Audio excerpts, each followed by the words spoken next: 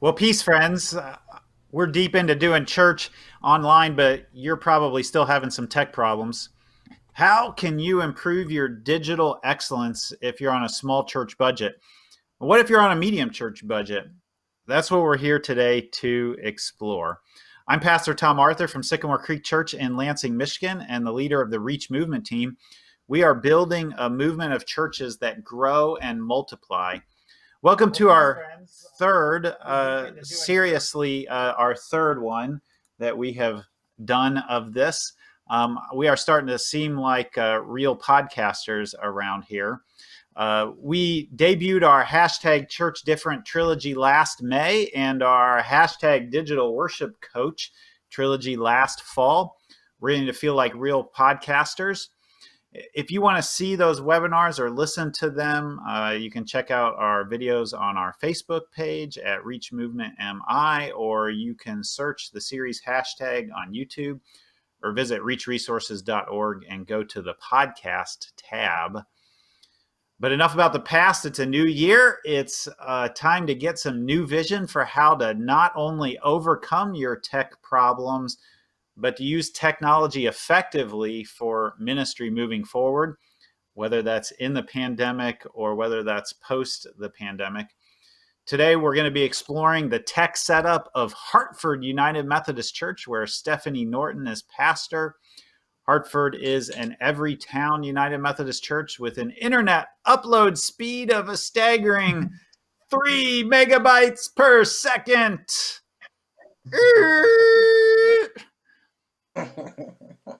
Which is to say, not enough to do much. So despite Hartford's internet challenges, Stephanie's doing some great stuff there with tech that costs under roughly $2,000. I'm going to be sharing my own church's tech setup. We're kind of a medium-sized church. We're actually a multi-site. I'm going to be focusing on our urban church.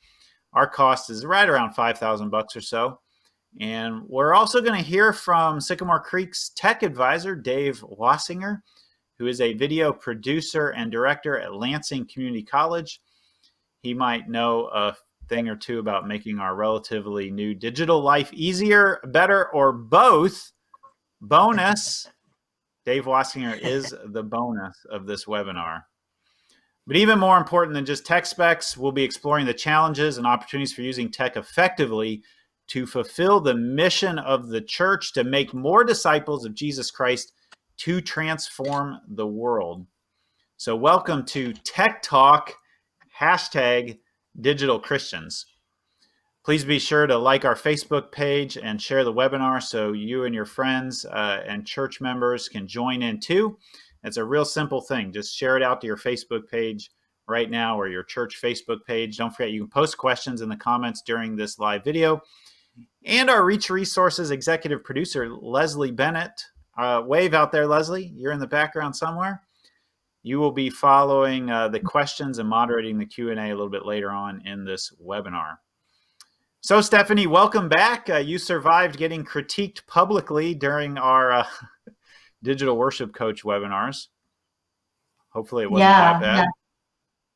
Yeah. Well, Congrats. Thanks for having me back. Yeah, we're glad to have you back.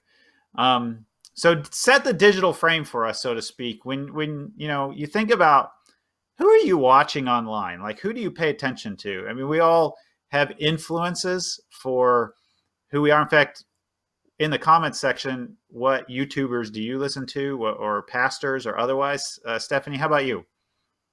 Yeah, so a couple of YouTubers that come to mind, I'll watch maybe every day or so. I think about the YouTube channel Ask a Mortician. Caitlin Doherty does that. I think she's really quirky and fun and talks about, a deep topic, death, that impacts all of us, but she does it in kind of a lighthearted, approachable way. Dr. Mike is another one. If you don't know Ask a Mortician, you might think that's kind of morbid that's an internet influence for you, but she's crazy good. And like you said, really quirky. She's definitely worth getting to know. Who else? I think so, yeah. Yeah, so another YouTuber that I like to watch, Dr. Mike.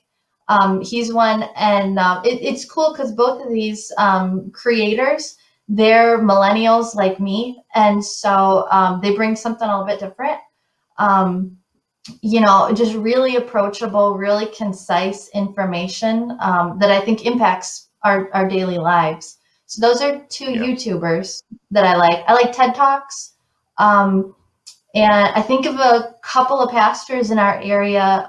Melanie Chalker, she's over at Mhm. Marshall UMC. And then Sean Kidd is another one at Westwood UMC in Kalamazoo. They both make really great content. This is Melanie that you can see right now. Really creative, approachable. And she and I have worked together on mission projects. She's awesome.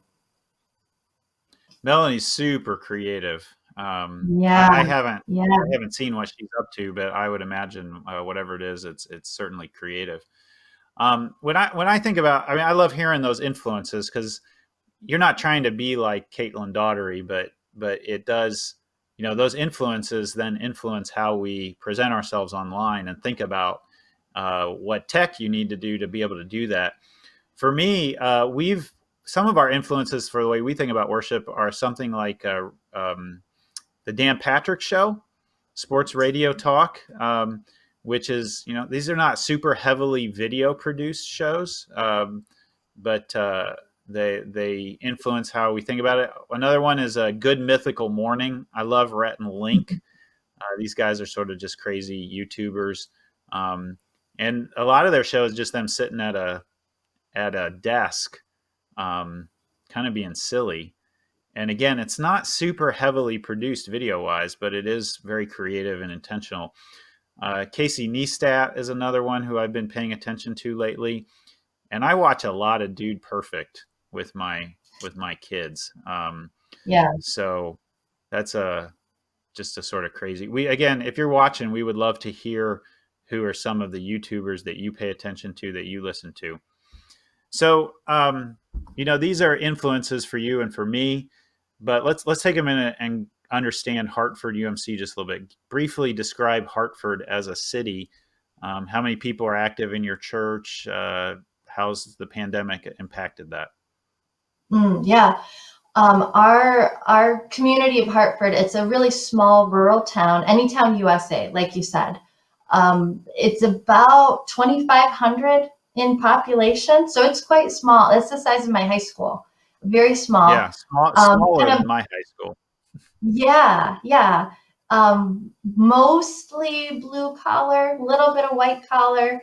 Um, our church itself, membership is always high, right? But then you look at regular attendance, and pre-COVID, we would have about, between our two services, modern and traditional, we get roughly 100 to maybe 125 in attendance on a Sunday morning pre-COVID. So I think that's really common in our denomination, that there are Hartfords all over. Yeah, yeah. I mean, it sounds a lot like our rural campus, Potterville. It's about population 2,000. Again, internet speed is one of the biggest challenges at our Potterville campus. All right, so I think we've got some pictures of your tech setup and what you're doing.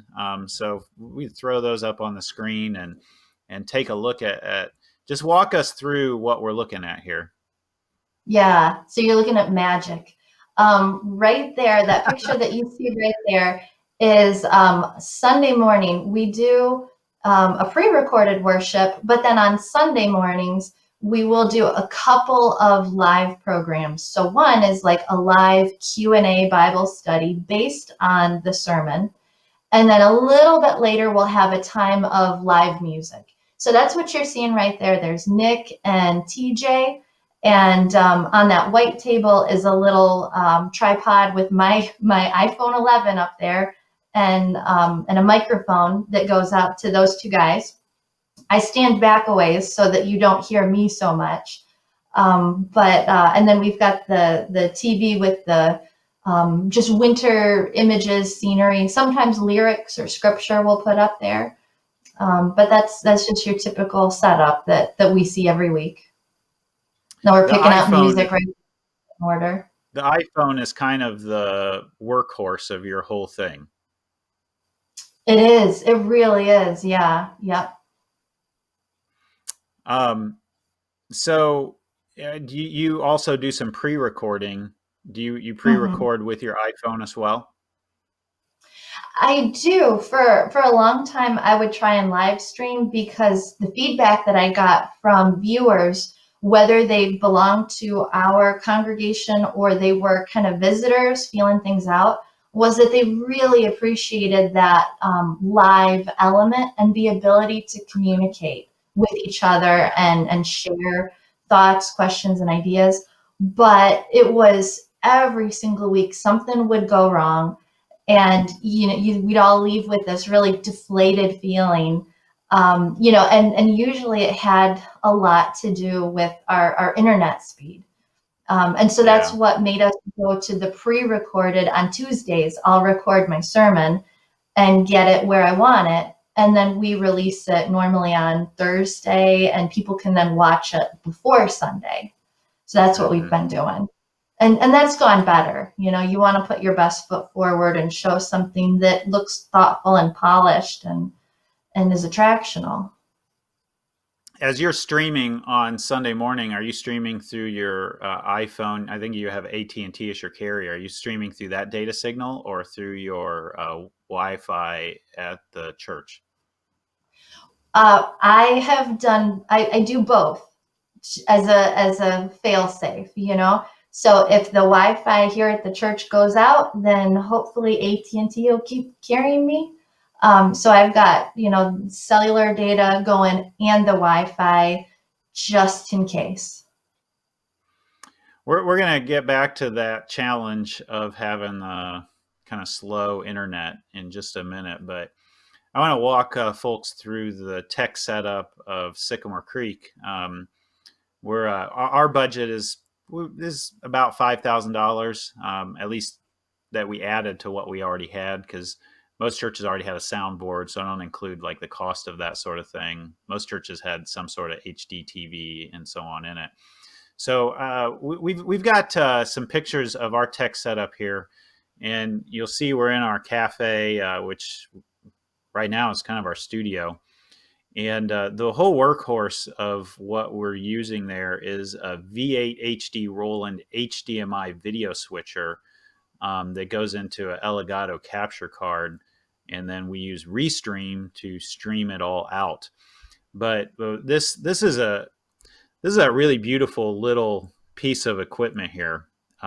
Really sweet. We originally started with an ATEM Mini, ATEM Mini, and the A10 Mini was a great starting place. It allowed us, I think it was 4 HDMI inputs, and then it would plug into a USB port on your computer and act as the webcam for your computer. So whatever HDMI, you could plug in a computer into one of those HDMI inputs and then have 3 cameras basically.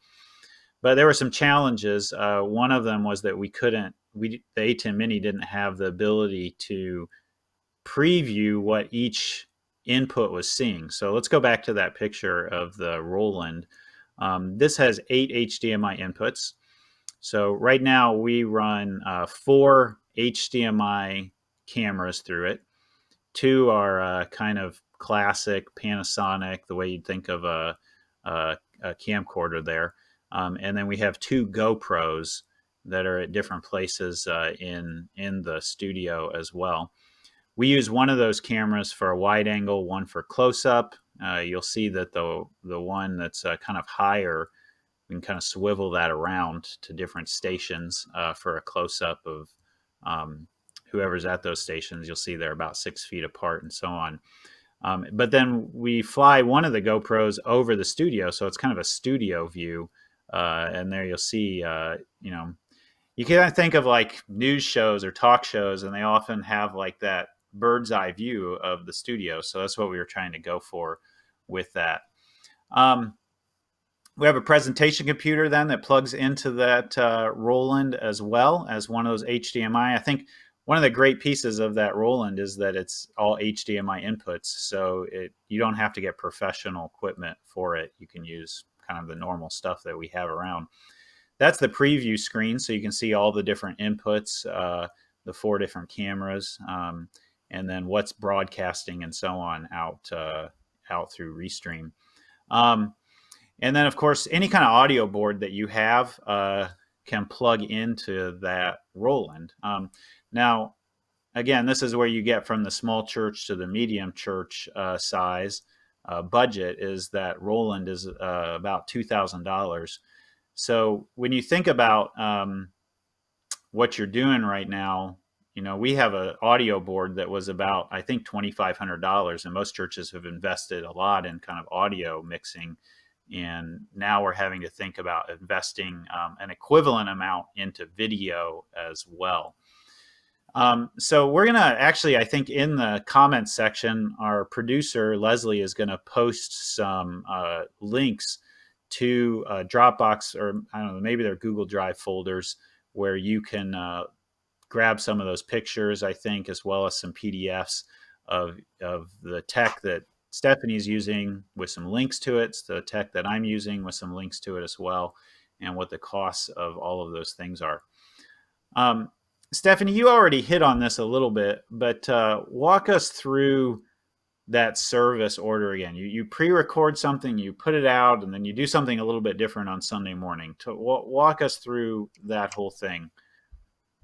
Sure. The order that we've kind of hit our stride with, that we think works pretty good, is on Tuesday morning, my secretary and I, and she's really more of a tech person than a secretary, we'll go down to the social hall, and I'll take a couple swings at recording the sermon, get it where I want it, and then I'll take it home, because it's a lot easier to upload it at my house than it is here. It's a lot faster. So I'll upload it and then put it on YouTube. And I can put a cover over it, put questions, say if it's made for kids or just adults.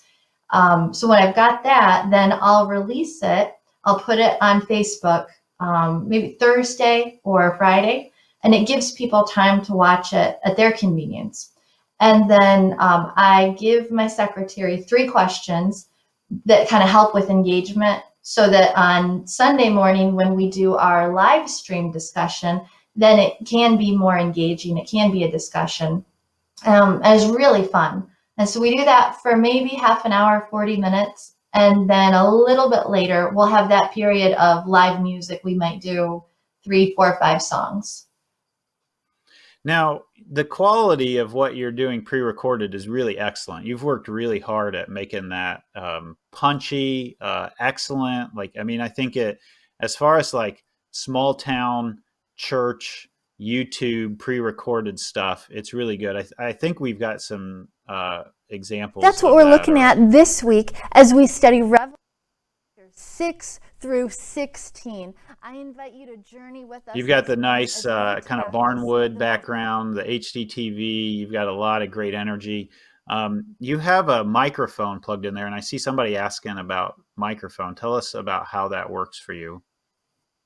That little microphone, it's a $39.99 microphone from Movo that I ordered on Amazon, and it works great. So one of the microphones on it has a 6-foot cable, and the other one has about a 3-foot cable. So that's nice. You can have 2 people on it. And then I have a little adapter that connects into my iPhone, because it has a lightning port instead of the old-fashioned, jack. But yeah. It's a great little investment.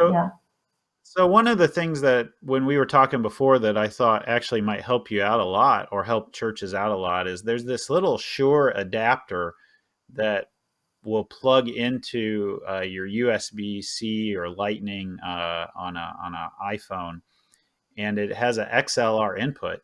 So you can then run, any church could use this. You can basically use your phone, but then up the audio to what you're running through any kind of soundboard, or buy a really small little 4-channel. There's a different Rode microphone that Dave Dave likes. Is that Dave? Is that a USB-C mic that'll plug into your phone?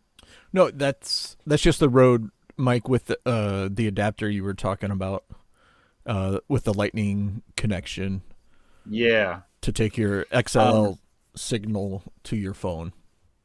Yeah. This is the one thing, like the microphone on your phone is not real great generally. Mhm. So, using anything, even a $39 clip-on that you found is improves that significantly. But again, in the PDF that we have, that's in the Google Drive that Leslie's put in the comments section, there's a little Shure adapter that I think could help a lot of people. And we use it when we're recording like music out of the building. So you pre-record this, and then you have these things on Sunday morning that you do live. We're going to get to, I think that engagement in community is really important. So we're going to get to that in just a minute. But let's talk about that internet speed challenge. What's the upload speed for Hartford again? We checked it. Wasn't it the upload is 15 and the download is 3? Or was I it think the it was the flip. other way It around? was the Other way way. around. Other way Yep. around. Yep. So Dave, I see somebody asking. I think Doug Wood was asking, how much do you really need to get a good upload live stream? Yeah, you need really about 4 megabits a second to get a nice, steady, constant signal out. And that is what we found in trial and error, but also working with the tech people at Restream, that they have suggested that you try to strive for. So the problem is that Stephanie's right under that at 3, which is going Correct. to like degrade the quality of it.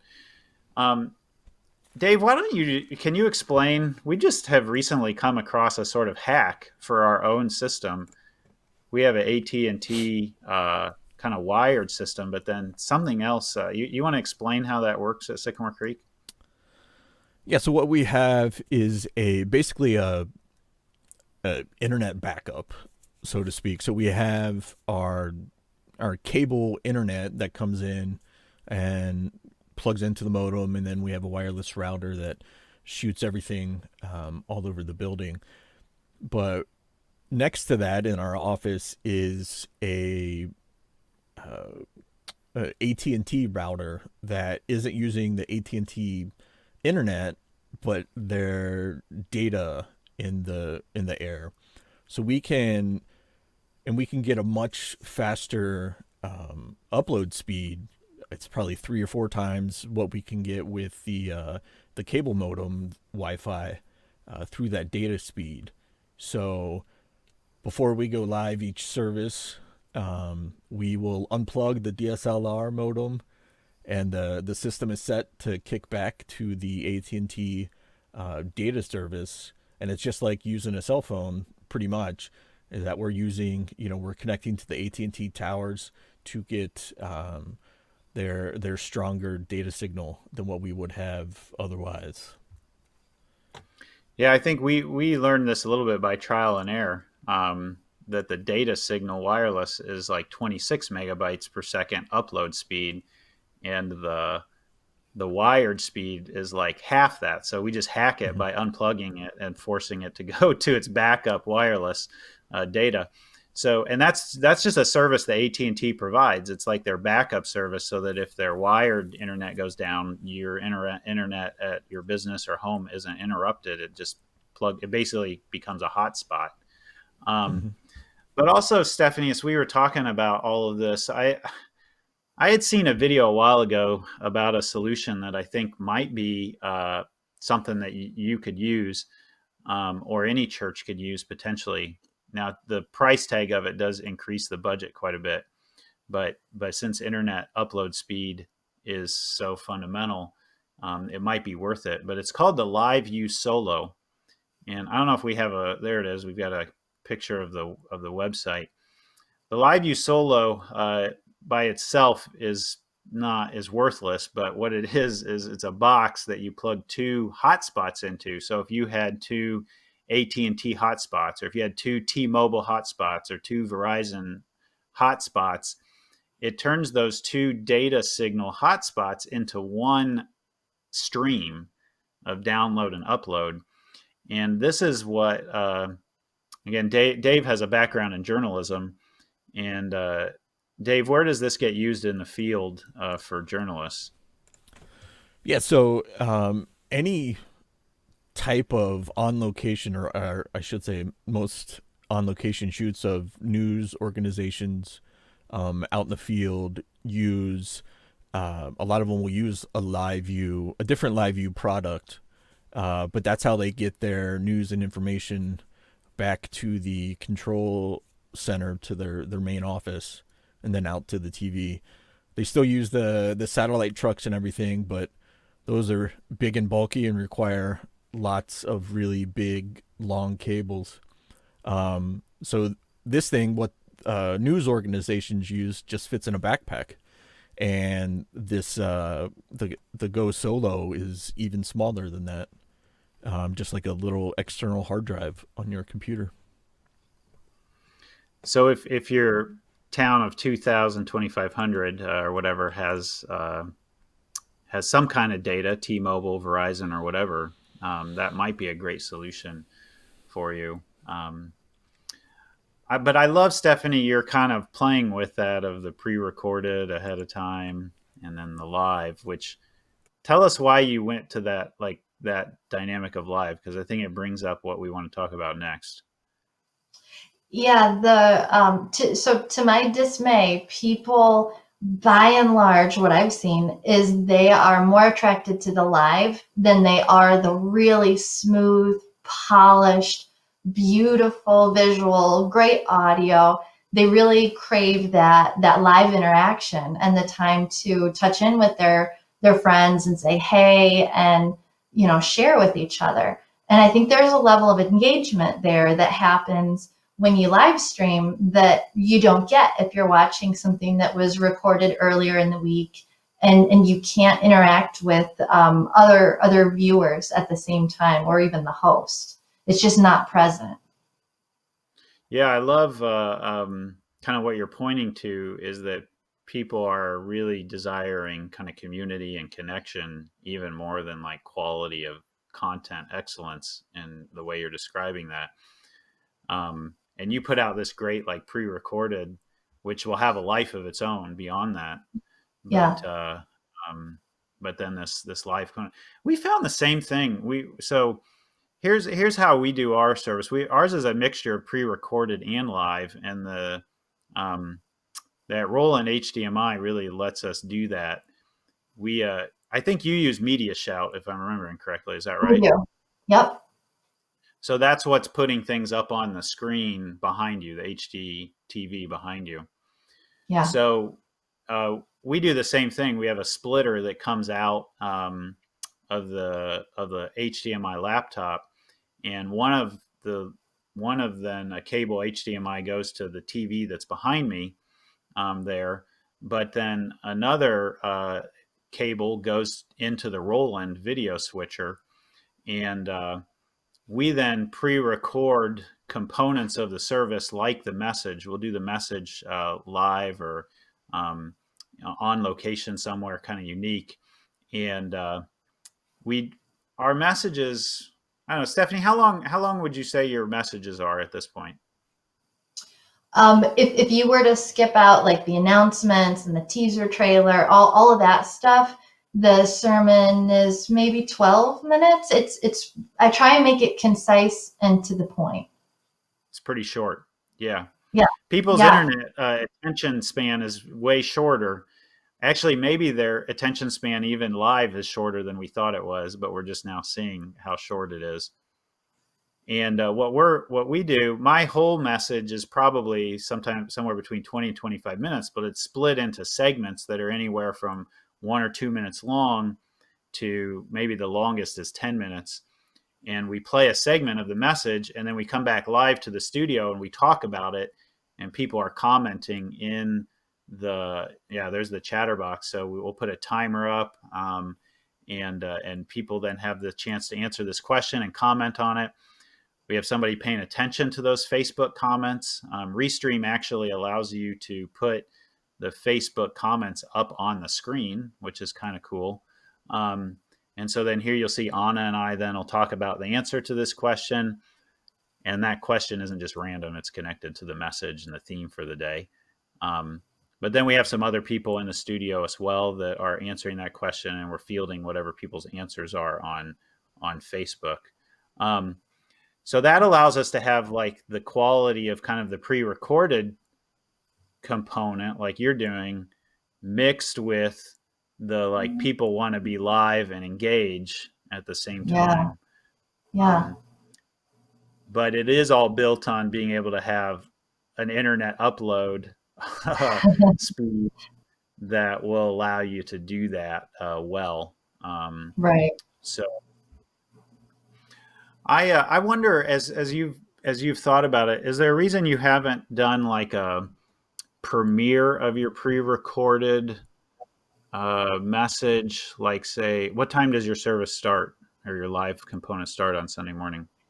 Yeah, the live discussion, the live stream starts at 9 a.m. We tried previously to have a Facebook premiere where it would be released at a certain time. And it just, for whatever reason, it did not work out. And we thought, what we could do instead is just release it on Thursday afternoon, and it gives people all that time to watch it at their leisure. Whatever time is good for them. Maybe they're making dinner, maybe they're, commuting to work, whatever it could be. But it gives them a couple of days really to watch it whenever it's convenient for them. And then we all gather together Sunday at 9 for that live stream discussion. Yeah. I think what also I like about what you're doing with that is you're building an internet presence, a YouTube presence as well. That is kind of a component of the whole shift that's been happening here in the digital church, which we're going to get to that again more like what's post-COVID plans for you, but don't answer that quite yet. You use some tools for making the images on your screen pretty and compelling. Talk to us about what you're using to make that look a little more professional. Yeah. A friend that I met here in Hartford, she recommended an app. She has one of those like cardio drumming businesses. And I saw something on Facebook where she had made an advertisement in the course of like 10 seconds about cardio drumming at the Hartford UMC. And I was looking at the graphics and the script, and it just looked really cool. And I said, "How did you do that?" And she said, "Oh, it's a free app. You can use it. It's called WordSwag, and it's free images." And so you see right there in the right-hand corner on the TV screen, it says WordSwag. And so you just search the image that you're looking for, and then you can overlay text on top of it, and you get all sorts of different choices. It's free, but if you want, you can pay for more bells and whistles. But I use it every single week. It's really cool, really modern. We've gotten lots and lots of compliments on it, but I love it because it's totally free. Yeah. So we use something similar to that, but it's an Adobe product. It's called Adobe Spark. And Dave, I don't know if you can get to the point in our worship service where we do our announcements. We make the announcement it's like about a 2-minute video, and my communications assistant creates this, and she's created these images in Adobe Spark. And one cool thing, I don't know whether WordSwag does this, but Adobe Spark lets you make a movie or a video out of some of this stuff. So you can record audio that goes underneath it. So actually she's talking here while this is all playing. I don't know. Dave, can we get the sound of her playing through this? Help us remember Martin Luther King Jr. this MLK Day with Pray on MLK. Take a selfie with your prayer written on your mask or your mouth this MLK Day and tag us to help unlearn racism and relearn love. Continue the work with congregations So you get the feel organizing for of how racial it takes that reconciliation. to kind of an extra level of adding the video in there, but it does make all of your images. It's that, again, it's a great, but whether it's word swag or whatever, it's making, it's not just you sitting with PowerPoint, like trying to figure out how to be a graphic designer. It's like Yeah. graphic designers for dummies. We've talked a little bit about this audio, but let's go back to it for just a little bit. You use, again, that plugin, but one thing that we've found really helpful is a Rode mic that plugs in for when we're pre-recording ahead of time. I think one of the most important things for us has been we do a lot of recording outside, and it doesn't look like you do any really recording outside. It's all inside. I've tried it once or twice, and we just get so much wind that it really distorts the sound quite a bit when we've tried that. Yeah, so that's the real challenge of outside, and you have to have a windsock over the mic. Yeah. And that means you got to have an external mic to your cell phone. And there's a Rode mic that we put, again, in the Google Drive PDF that you can click on that link. Oh, there it is. And you'll see that big windsock. That windsock is like the most important part of that whole thing, because I can record outside with crazy wind. In fact, one time I recorded, I was, one great thing right now about being a pastor is you can be a pastor anywhere. So we were actually up on Glen Lake at my wife's family's cottage. And I preached from Sleeping Bear Dunes, the climb. And then I also went out to Empire Bluffs and preached. And the wind was crazy. And I thought, this is going to be horrible. But I had that windsock on. I was hoping that was going to, and that cut almost all the wind noise. Although you could hear a little bit, which you wanted to hear a little bit because I'm on the sand dunes. But yeah, man, that was, and that's a pretty, Dave, would you throw that back up there for Amazon? What's the price on that? I'm trying to remember. I can't really see it because it's a little pixelated on my screen. Right now it is $55. $55. I mean, $55 to have an external microphone for your phone that lets you record outside. That's a steal right there. We want to remember that you can put some questions in, and Leslie, our executive producer, is paying attention to those. Leslie, let's just field a question. Let's throw a bone to our watchers. What's a question that somebody's asked right now that we could perhaps answer and get more questions? Doug has asked, if you can hear me, Doug's asked if the recorded sermon is also presented during the live service time. And that's probably true for both of you during worship. Yeah, you want to explain that to Stephanie again? Yeah, so we release our YouTube pre-recorded video. It's uploaded to YouTube during the weekdays, and then we release it like on Thursday. They have Thursday to Sunday to watch it whenever they want. But then Sunday at 9 a.m., it's still available, but we're live streaming, having a discussion about that sermon.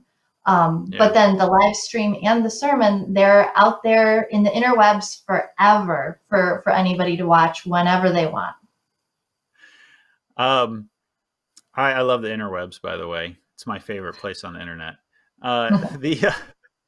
We use ours live in the studio, so it is we have it in segments. But then this kind of brings us to this next thing we wanted to talk about, and that is creating a YouTube presence. So I don't know if can we get our YouTube pages up there and just take a look and see what Stephanie's doing, and then we'll take a look and see what Sycamore Creek is doing. So here's we can go back to her page. So you're posting your well, just walk us through what's on here. Yeah, so those are a lot of videos that we've made. I see, it looks like the first 4 of them are recent sermons that I've done. The first 4, those are sermons. And then you see a couple of them where it's a young man in a black t-shirt. That's our music leader, Nick. And that was kind of some supplemental Christmas Eve music that just quick little videos people could watch when they wanted. But yeah, you can see our whole lineup going back for months and months and months. So let's put Sycamore Creek's YouTube page up on there. I don't know, maybe maybe when we look at this, there's a little bit of me that is getting to think about being a YouTuber right now. But you can customize your channel where you have a featured video, and you'll see that our featured video right now is the first minute or so of the message coming up this Sunday. So it's kind of a trailer. And I know, Stephanie, you work really hard at this because this was something we were talking about with Kathy Townley, who's a digital worship coach. You work really hard to make that first minute punchy of your message. So we just create it. We do the same thing. We create it as a little 1-minute video, and then we put it on YouTube, and then we share it out, usually Thursday night, as a teaser for what's coming up on Sunday. Now you notice below that are playlists for each week. We call the service an episode because we're adapting to the internet kind of language. And one thing that we found is that when we pre-record different segments, we can then upload them as part of a playlist for that week's episode, basically. So you can watch the trailer, you can watch the whole service, you can watch just the message. Restream, one of the nice things about it is it lets you stream to both Facebook and YouTube at the same time. So I don't know, when you live stream, Stephanie, you're just live streaming to Facebook. Is that right? That's right. Yep. So you're not, because you're just using your iPhone. That's again, one benefit of like pulling it into a video switcher and the Elgato capture card into a computer that then Restream punches it out to 2 different places. But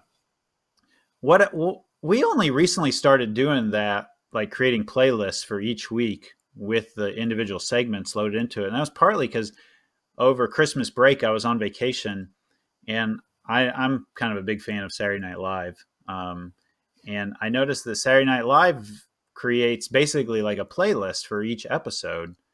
And, each one of the components of Saturday Night Live, some of them are pre-recorded, but some of them are done live, and they pull it out and they make it an individual video that they then can share independent of the episode as a whole. And so making those playlists and then taking some time to build that kind of user interface on YouTube. Let's see. I think, I'm kind of looking over my shoulder just a little bit, and we're going to come to some questions here in just a minute, but we want to remind you that you can type some questions in the chat section of the Facebook page. Dave, I noticed one question came up. You're running the tech for us behind the scenes for this webinar, and it's pretty smooth. It's actually better than anything we've ever done before, I think. What are you using? What is this platform? All right. Yeah. So I saw that question, and I jumped in and just answered it real quick. I'm using a program called vMix. So just the letter V, M-I-X.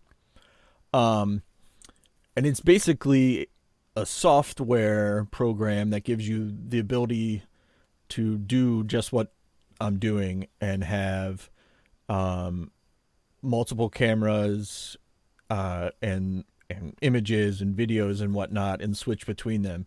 It basically is a software version of the video switcher that we use for Sunday mornings. They have multiple different levels of I don't want to say abilities, but different levels of capabilities that cost different amounts of money for each one. Fortunately, my day job has recently purchased a full license for this. And this was actually my first time using it as a real big live show. So I was kind of pumped to be able to do that. But yeah, you can This get is like crack cocaine for the tech guy right now. Exactly. So Leslie, Stephanie, and Tom are joining in virtually. So you can have people call in, so to speak, and be a part of the show. And I am running it pretty much from my computer, and going back and forth between all the things that you're seeing. It's like basically a virtual production studio. Correct. Which you can run Zoom a little bit like that, but this has got way better control. Hey, Leslie, you've been paying attention to the questions. What questions do people have for me or for Stephanie or both of us or Dave? John B is asking, how do you set up a YouTube channel? That's great. So here's the amazing thing about YouTube right now. Search in YouTube how to set up a YouTube channel. I mean, there are videos for everything. I mean, I know, like, Dave, you and I have talked about, you were like working on your car or something, and you just typed in like, how do I change out this or whatever in the make and model that you have, and somebody's made a YouTube video about it. But at least, can you put back up the our YouTube page? I don't think this is going to show because Dave's not logged in as an administrator on the YouTube page. But you'll see that red button up there in the right-hand corner.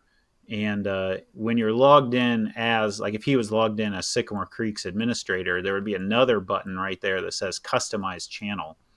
And that lets you then decide, it lets you put like single playlists, multiple playlists, individual videos. You can choose to have a featured video for subscribers and a featured video for non-subscribers. So YouTube is paying attention to when somebody comes to your YouTube page. Is it somebody who's subscribed, and what do you want them to see? If it's somebody brand new to your page, what do you want them to see? And you can make different featured videos up top there. What else you got, Leslie? Okay, Alicia's got a couple of questions. One is, what is your staffing, paid or volunteer, at Sycamore Creek for the technology and broadcasting? And yeah, we'll start with that. Okay. She's got another I one. actually want to go back because I loved Stephanie's answer a little bit to this, because you tell us about your secretary turned techie.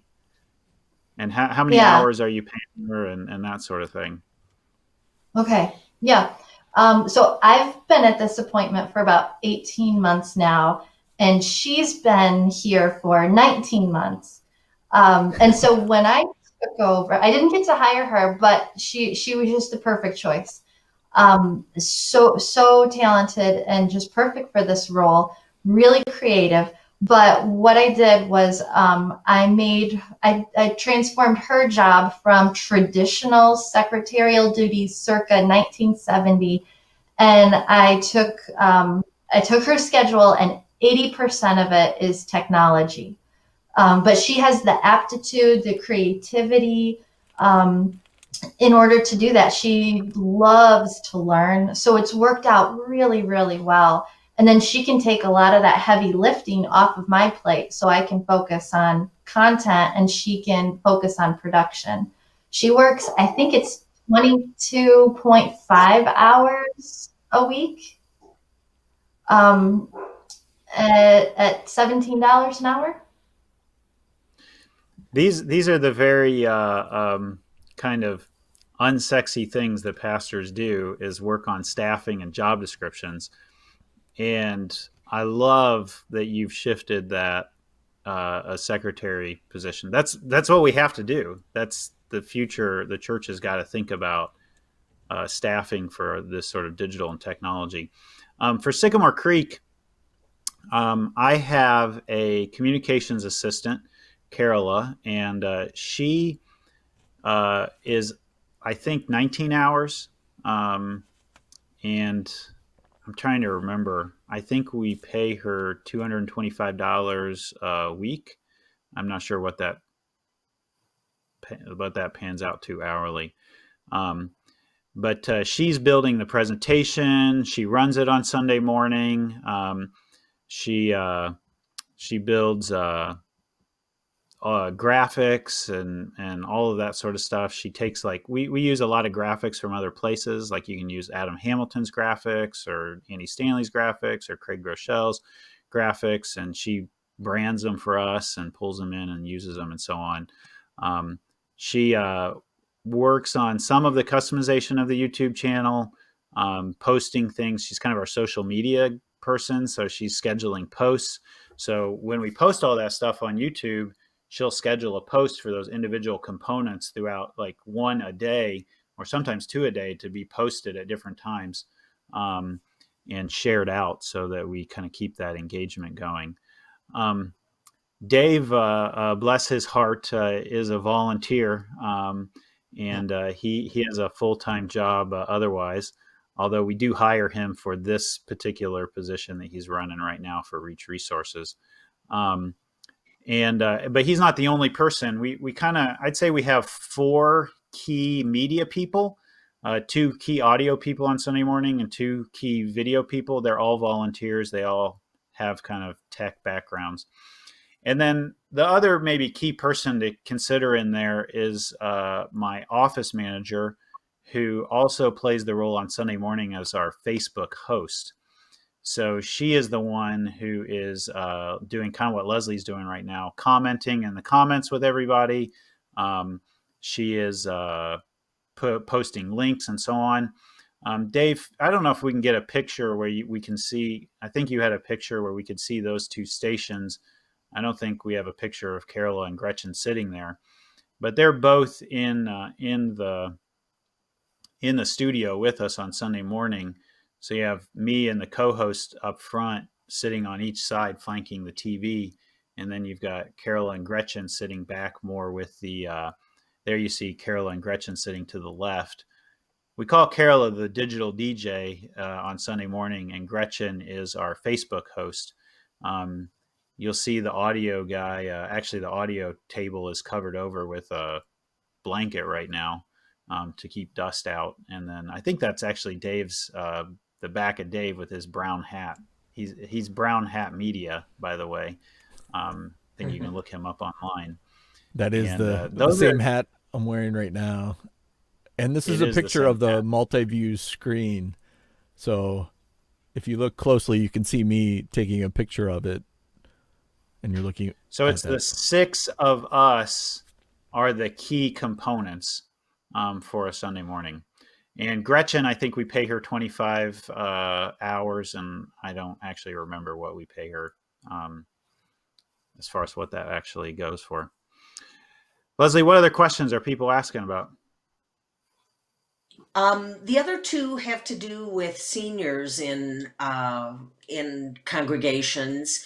Both Melody and Alicia would like to know how you engage them, people 55 and older, and they wanted to ask both of you that question. And Melody even added that she's got senior or people in the congregation who don't have a computer, and if you have any ideas about that. So, but engaging people 55 and older. Stephanie, I feel like you're probably more of the expert on this, because my South Lansing campus doesn't have a lot of people in that demographic. Our demographic that we're aiming for are singles and starters. So I'm probably about in the middle I'm like the median age at 45, and then maybe half the people are older than me and half are younger. Okay. I can share a little bit about our Potterville campus, but you probably have a lot more of that demographic. Yeah, yeah. That is a big portion of our demographic. I have people on a weekly basis who will come in because they know that my secretary and I are pretty good with technology, and or at least we keep up to pace with the change, you know, that goes on. And they'll say, well, I don't know how to use this. I don't know how this works. So today for 5 minutes, I showed somebody how to use Facebook. Um, we've had people who they don't have internet where they live. It's just not out here for all of our rural farmers, you know. So a couple times a week, maybe somebody will come to the church and we will put them in a room with a laptop and they can watch, you know, service. They can do that. Sometimes they will come and drive up to the building on Sunday morning during the live stream and they'll watch it on their phone, or maybe they'll be at the parking lot in Walmart, you know, and they can use that free Wi-Fi to watch it on their phone. I think there's a misconception or a stereotype that seniors can't use technology. My 89-year-old grandmother uses it, watches it, participates with it every week. It's not an age thing. It's just accessibility. And so there are workarounds, you know, you just have to be creative, but it can be done. It can definitely be done. I don't know whether this is helpful or not, but you know, when you do stream to YouTube, especially, any kind of relatively new HD TV will also stream, will load YouTube and run YouTube. So Yeah. that's a benefit of streaming to both YouTube and Facebook. You don't actually have to have a computer. You do still have to have the internet to make that happen. There's lots more questions here. I love them. I'm just gonna, Leslie, I'm looking over at them real quick, but let me answer just a couple of them real fast. Scott asks about accessing graphics. Share Church, I think, is it sharechurch.org or .com. Andy Stanley, Share Church is Adam Hamilton. Those are free. Andy Stanley is North Point. They have a bookstore, online bookstore, and usually have to pay for those. Craig Rochelle is Open Church, and those are all free as well. So I saw Ron ask about copyright, and these are people who are making these things to be used more broadly. Dave, maybe you could post in the comments section. You use a lot of, for videos you make for us, free stock videos and free stock photos, and if you could post some of your favorite links for those things. Yeah, I was actually just pulling one up, and this one is right here. Pexels, Pexels. They have free stock photos and videos that you can use, and just search for any variety of content that you're looking for. Those are great websites. We're running out of time here. We're coming to the end, but Stephanie, just in like a minute or so, what are you thinking about post-COVID? Yeah. Well, pre-COVID, we had two worship services, a modern contemporary and then a traditional. And that modern service had only gone for about 6 months prior to my arrival. But that was where we were seeing the growth. And I think post-COVID, whenever that happens, whenever that is, hopefully soon, right? But we want to continue with this online component. So everything that we're currently doing, we need to keep doing. But then also I want to pare down having the two in-person services, just do a modern service, so that we have time for in-person Bible study. But I think it's critical to keep the online component because that's where we've seen growth. And we do every other part of daily living online. We get our groceries online. We do our education now, our shopping, everything's online. If non-Christians are online, why wouldn't we go fishing for people online? It's our mission field, and so we gotta continue with online programming. Yeah, we're going in or thinking in a similar direction, and I don't really. Actually, the answer is I don't actually know what we're going to do. But one thing I've been imagining possibly doing is right now we are live streaming our worship episode from our cafe. And back when we were for a while allowing people to sign up to be in a live studio audience, so to speak. I don't really like the word audience because what we're doing is not a show, but it does explain to people who come in that what they're doing is we're not doing it for them. They're there to help what we're doing for the cameras for the people online. So they bring energy up in the room. But our cafe is only so big, and post-COVID, Lord have mercy, post-COVID, there is one of those, I think, coming sometime, maybe. Possibly just moving the same thing that we're doing right now and moving it back into what is our big worship space, and maybe doing a little bit of remodeling, but sticking maybe even possibly with pre-recorded messages with live engagement in segments. But instead of doing pre-recorded music videos at that point, perhaps we would have live music each week. That I think really people are missing that significantly. I've gotten a lot of feedback that people love the live on location sermons and the creativity of that and how engaging it is. So we may still use that as a function, and similar to what you're doing, Stephanie, where you pre-record your message and then you can put it out there and have an internet presence. I think that's something that all of us have to be thinking about as pastors, is whether we can create in the same way that maybe you had multiple services and you would do sermons for each one. Maybe you need to be thinking about, well, how are you going to have that internet sermon that you pre-record and put out there, even though you're maybe doing one live on Sunday morning. Yeah. Stephanie, thank you so much for joining us. We're so grateful for you doing this with us. We're big fans of what's happening out there at Hartford. You've done a lot of hard work. Kathy Townley has been your coach, and the two of you have done some awesome stuff. We're grateful for Dave as well, being our tech guy, and Leslie paying attention to the background. Friends, give these folks some shout outs in the comments. Thank God for them. We've got some other great stuff in the pipeline coming up in several months. So Leslie and I are working on making some connections with churches that are doing unique and creative things online around the nation. And we're hoping to have them on a show like this so that we get some continued exposure from people who are thinking creatively about both ministry right now, both worship ministry and discipleship ministry, and post-COVID. There is that, right? Leslie, there's going to be a post-COVID, right? Yes. Dave? Yeah. Lord have mercy. So thank you for joining in again today. You can find this. It'll stay on the Reach Movement Facebook page. You can share that out with anybody who missed it today. You can also find all the rest of our past video episodes. Like and subscribe. And until then, peace, be well, and do good.